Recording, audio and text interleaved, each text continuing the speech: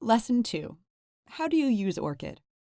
Orchid is a new peer-to-peer privacy tool that includes a VPN and other features that put users in control of their internet connection. It's designed for regular people who want to use the internet securely, privately, and without having their online activity being sold to advertisers.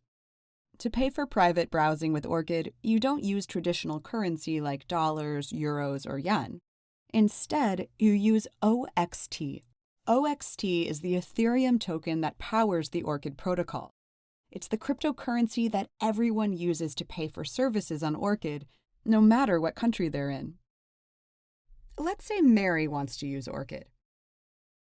First, she needs OXT, which she can buy on an exchange. Next, she sends her OXT to a Web3-enabled crypto wallet. She sends some Ether, too, to pay the Ethereum network's transaction fees. Now, she connects her Orchid account with her wallet and follows the instructions. The next step is to download the Orchid mobile app. Orchid is a new peer-to-peer privacy tool that includes a VPN and other features that put users in control of their internet connection. Because Orchid is entirely Web3, no username and password is required to sign in. Instead, Mary generates a cryptographically secure key with her app and pastes it into her wallet to link her Orchid account. That's all it takes. Now she's ready. When Mary wants to connect to the internet privately, she turns on Orchid with a single tap.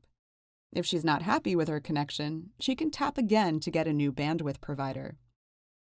Mary pays only for the bandwidth she uses. There's no upfront subscription or monthly fee. Instead, she's charged per IP packet using a unique innovation from Orchid called probabilistic nanopayments. Nanopayments are part of an off-chain system that allows all Orchid participants to exchange value without paying high transaction fees. This system is also more private than traditional payment methods, and it's only possible with smart contracts and the blockchain.